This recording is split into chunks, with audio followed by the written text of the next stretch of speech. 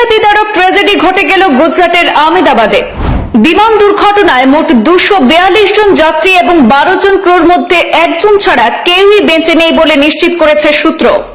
অলৌকিকভাবে প্রাণে বেঁচেছেন ব্রিটেনের বাসিন্দা 40 বছর বয়সী বিশ্বাস কুমার রমেশ। যদিও তিনি নিজেও তার পরিবারের একজনকে হারিয়েছেন, আহত অবস্থায় তাকে অ্যাম্বুলেন্সে হেঁটে উঠতে দেখা গেছে। বিমানে ছিলেন গুজরাটের প্রাক্তন মুখ্যমন্ত্রী বিজয় রূপানী। দুর্ঘটনায় তার মৃত্যুর কথা জানিয়েছেন পুলিশের শীর্ষ কর্তা। একটি মেডিকেল কলেজের হোস্টেলে বিমানটি ভেঙে পড়ে পড়ুয়াদের অনেকেই প্রাণে রক্ষা পেলেও আহত হয়েছেন বেশ কয়েকজন। বেশ কিছু যাত্রীর দেহ এতটাই পুড়ে গেছে যে পরিচয় নিশ্চিত করতে ডিএনএ টেস্টের প্রয়োজন। ঘটনাস্থলে পৌঁছেছেন মুখ্যমন্ত্রী ভূপেন্দ্র প্যাটেল, কেন্দ্রীয় স্বরাষ্ট্রমন্ত্রী অমিত শাহ এবং প্রধানমন্ত্রী নরেন্দ্র মোদী। এয়ার ইন্ডিয়া বিমান দুর্ঘটনায় নিহতদের পরিবারকে 1 কোটি টাকা ক্ষতিপূরণ ঘোষণা করল টাটা গোষ্ঠী।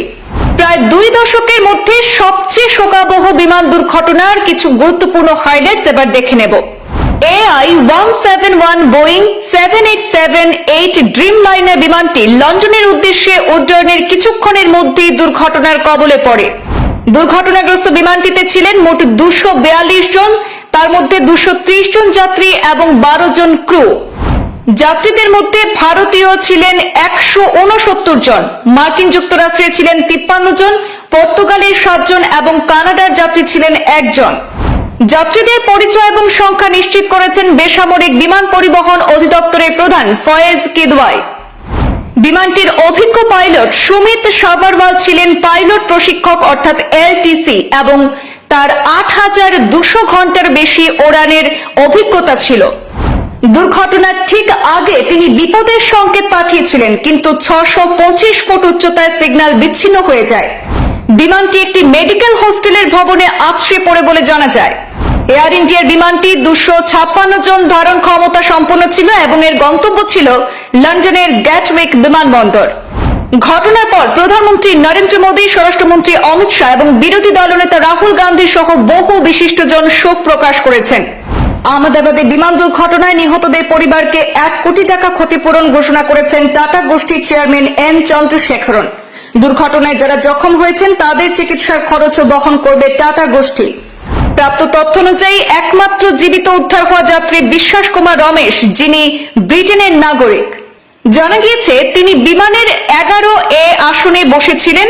দুর্ঘটনার পর উদ্ধার কার্য শুরু হলে হেঁটেই অ্যাম্বুলেন্সে উঠতে দেখা যায় তাকে। আহমেদাবাদের কমিশনার GS মালিক জানিয়েছেন, এখনো পর্যন্ত ঠিকঠাক হতাহতের সংখ্যা জানা যাচ্ছে না। হতাহতের সংখ্যা আরো বাড়তে পারে, কারণ একটি বিল্ডিং এর উপরে আছড়ে পড়েছিল সেই বিমানটি।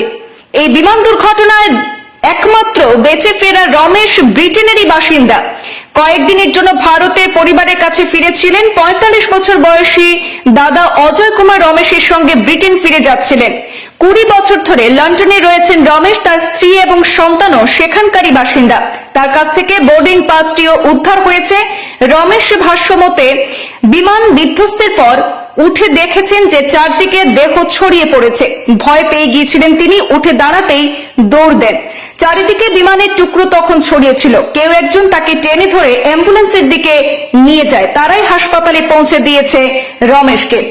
এছাড়াও আহমেদাবাদে বিমান দুর্ঘটনায় মৃত্যু হয়েছে গুজরাটের প্রাক্তন মুখ্যমন্ত্রী বিজয় রূপানী। ঘনিষ্ঠদের এই কথা জানিয়েছেন সেই রাজ্যের পুলিশের ডিজি।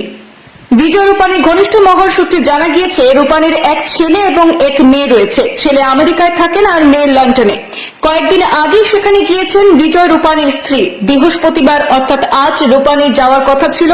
স্বামী স্ত্রীর একসঙ্গে লন্ডন থেকে ফেরার কথা ছিল আগামী 1 জুলাইয়ে, কিন্তু তার আগেই ঘটে গেল এই মর্মান্তিক ঘটনা।